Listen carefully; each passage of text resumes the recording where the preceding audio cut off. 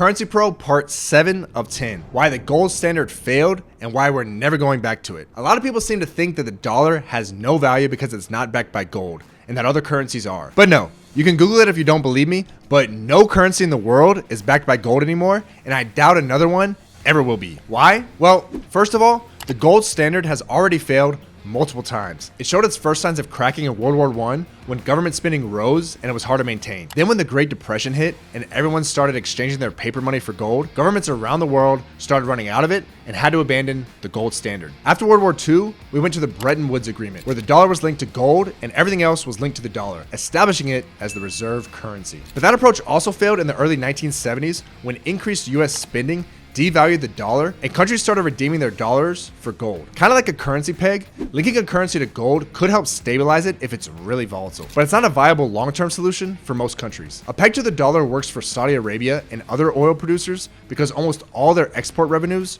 are in dollars. No one sells all their exports for gold. Also, when you import another country's monetary policy like you do with the peg, at least it should be directionally accurate with what your country needs when there's a global issue. Everyone needed to stimulate their economies during the pandemic. In that sense, the gold standard restricts a country's flexibility even more than a peg. Gold was not lowering interest rates during the pandemic.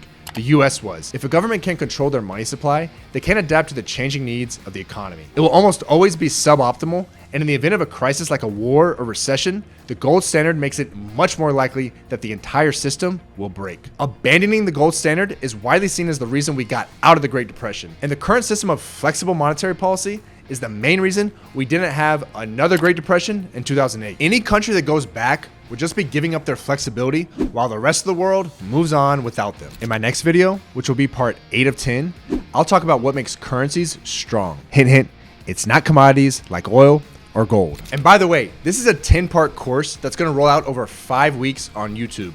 But if you want access to all 10 parts right now without clicking around YouTube or watching ads, check out the link below. Thanks for watching.